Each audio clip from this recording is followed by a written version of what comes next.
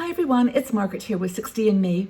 Today's video is about a topic that I think many people will be able to relate to. It's one that I've experienced recently myself, and I just want to share it with you. It's actually 4 creative ways that you can say no to people when they ask you to do something that you don't want to do. Now, I say we, the broad we, are women who tend to always say yes to things. We try to help, we try to be constructive and volunteer when needed. And, there's just so many things we've done in our lives that, we felt good about doing. But as you get older, I think you start questioning it, and you really want to have the time to yourself to do those things that, just are special and unique and private to you.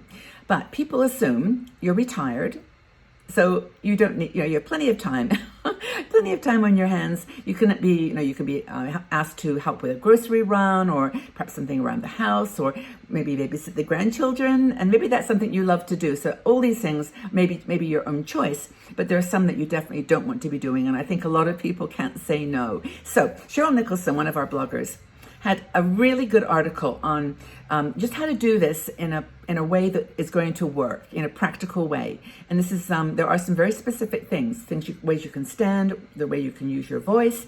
And I think the fundamental thing is knowing that saying no to other people often means saying yes to yourself.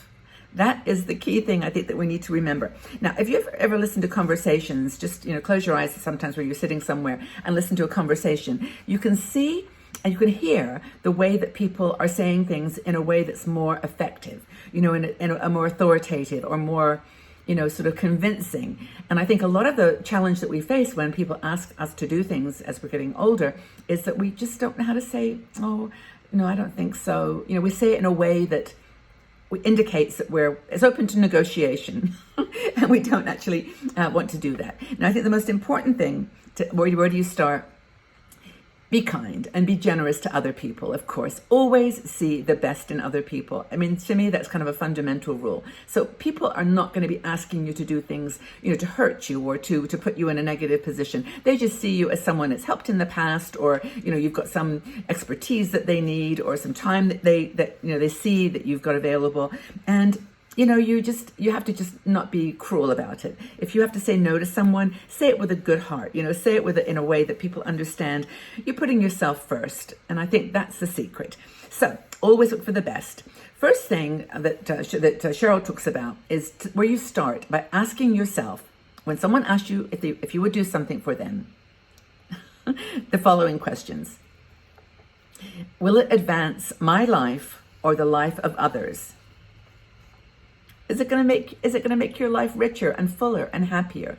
Is it good for you to do that thing? Do you want to do that? And that goes back to the yes. If you get asked to do something and you genuinely can't say, yes, I really want to do that, that'd be great fun or good for me, then don't say yes. Now, for example, grandchildren. I mean, when I'm asked if I can look after grandkids, I'm yes. I love it. And most of the time I'll make a compromise if there's something else I want to do. But it's just that matter of saying yes to yourself. Second thing, is it in line with my integrity or my values? And sometimes it's not. Sometimes you're asked to do something and it's just something that, no, I really don't believe in that anymore. I mean, I used to do it because, and there's many, many reasons for that. But that's another thing. You don't need to do that anymore. You don't need to, do anything that's on the edge of your values or edge of your integrity. The other thing is, can I live with the consequences of saying no to that person? Now, it may be that, saying no means the end of something. It could be the end of a relationship. Maybe you've always volunteered in a certain place and you're now deciding you're going to say no. Is it going to irreparably change that relationship, and are you ready to let that go? So I think that's a really important question to ask. Can you live with the consequences of saying no? And I guess the same applies to, relationships and all kinds of other things that you would normally say, can you do this for me? Can you go grocery shopping? Can you pick this up for me? If you think that that's going to really harm the friendship, is it worth it? It's up to you. That's the third thing. And then the other thing is, does this person or organization or whatever have your best interests at heart? So not abusing the opportunity that you appear to be offering with some spare time. So are they abusing it? Are they just taking you for granted? And I think a lot of people in the 16 community, I've actually chatted with lots and lots of women who've told me that they actually have not lost, but ended friendships with girlfriends as they've gotten older, because there's been a manipulation of the relationship over the years, and they've come to use you for their ends. And so I think they're taking advantage. A lot of times you're asked to do something, and they're taking advantage. So when you've asked yourself those 4 questions, you then can make the decision. Are you going to say yes? Or are you going to say no? Okay, if the answer is no, that's what we're talking about here. If the answer is no, first thing you do is you take a deep breath. Not a shallow breath, a deep, deep belly breath. Okay, 3 times. You may have to do this before you get in touch with them, like before you're meeting them or talking to them. Breathe in 3 times.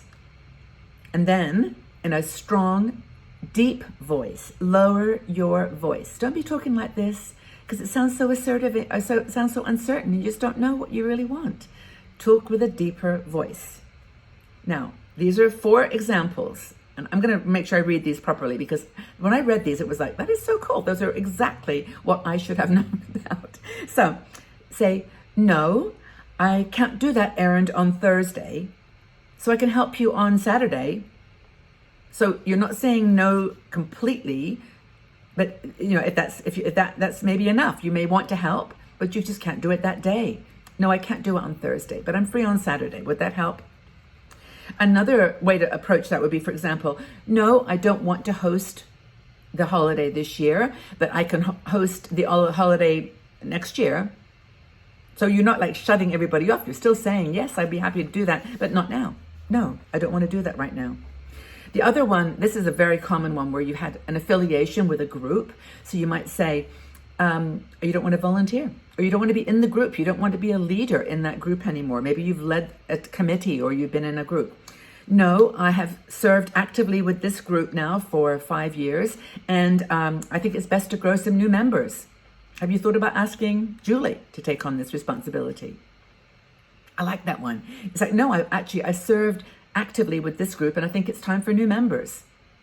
What about Mary? Would she be interested in this, you think?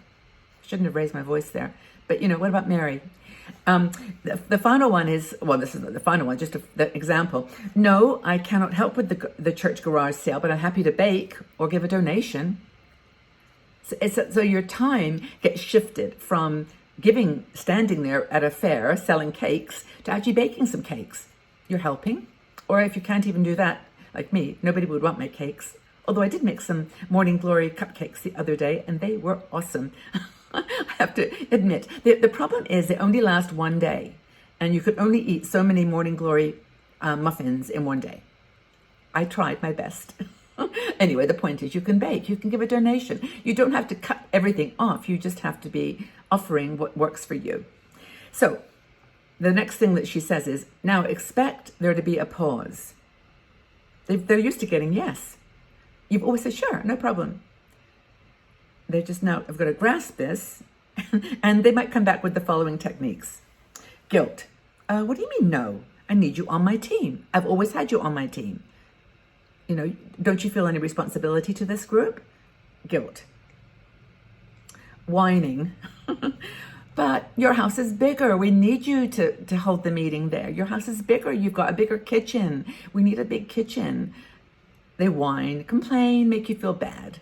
Not guilty so much, but it's like, well, it's true, my house is a bit bigger, or it's true, I can bake better cookies, or whatever. Pressure.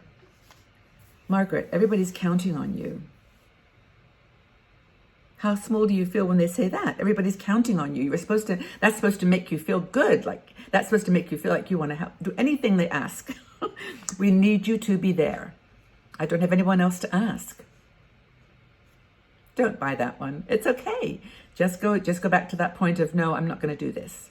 I'll do this. Baiting. Well, that's too bad. I had something I wanted to give you. Hint, hint. It's just a technique. Denial. Okay, thanks. I knew I could count on you. Wait a second. I just said no, and you just said, thank you, I could count on you. Sometimes it happens. They'll completely deny what you said. and just say, excuse me, no, I'm sorry. I said, I cannot help at the fair this year. And they may go a second time.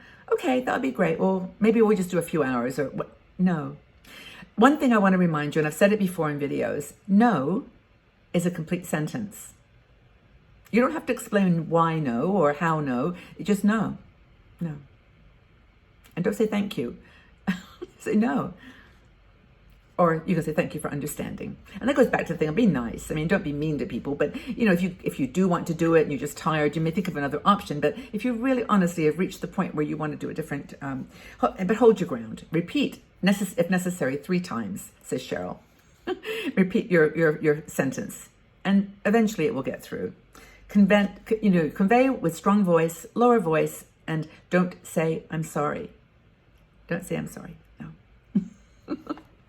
Anyway, I hope this has been interesting. I had fun with this article, and thank you so much for watching. If you like the video, please click that like button so that we can share this with other women. And also, if you want to subscribe to this channel, please do. It would mean the world to me, really, because we can reach then, with the help of YouTube, more women, more viewers. And that's really what we're all about here at 60andMe. So take good care, everybody. Hope that you're doing well. What's your technique for saying no to people? Let's share. Have a really wonderful day, everybody. We'll talk again soon. Bye-bye for now.